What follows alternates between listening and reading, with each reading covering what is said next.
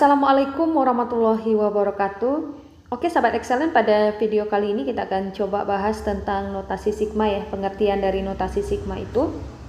Jadi sebenarnya penulisan penjumlahan dari bilangan-bilangan itu ada kalanya dia memiliki keteraturan tertentu yang paling sederhana.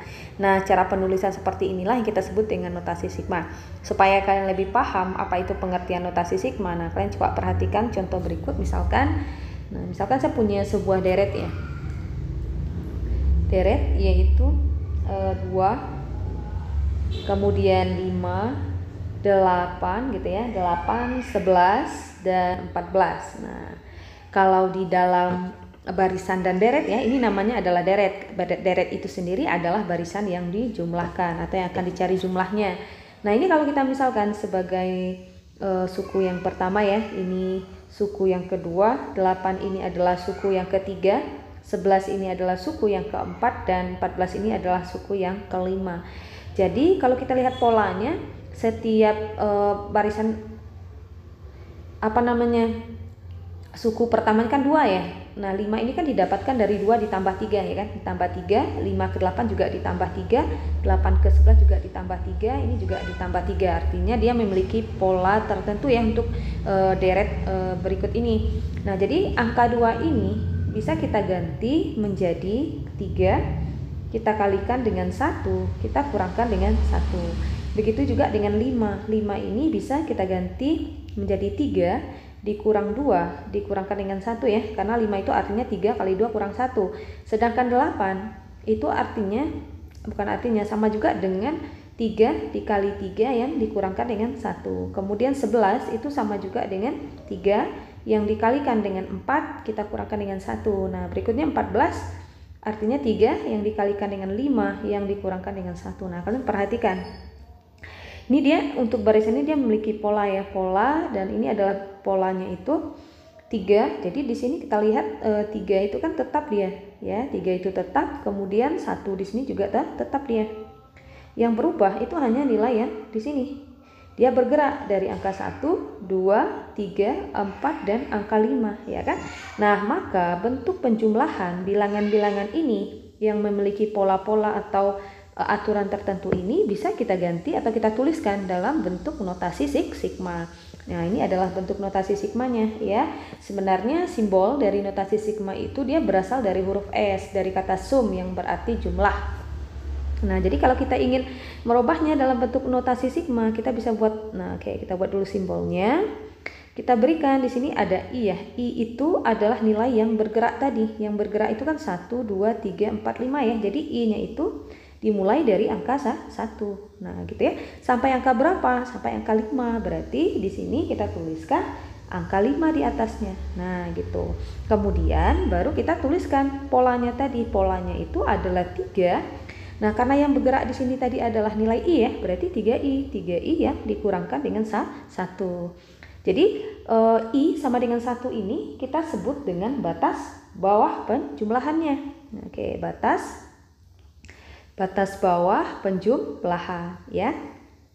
Sedangkan yang di bagian atas itu kita sebut sebagai, ya benar sekali, batas atas gitu ya, batas atas penjumlahannya. Nah, itu. Sedangkan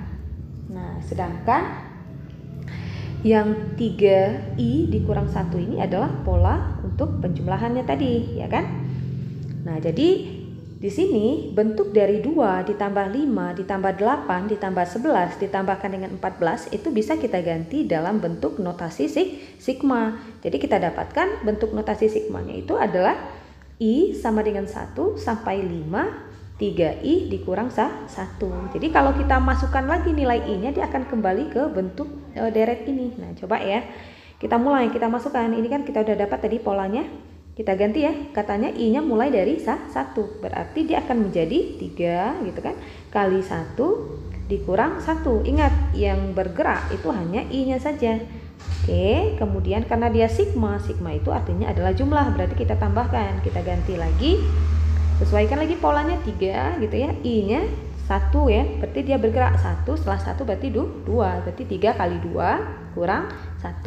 Kemudian bergerak lagi 3 kali 3 dikurang 1.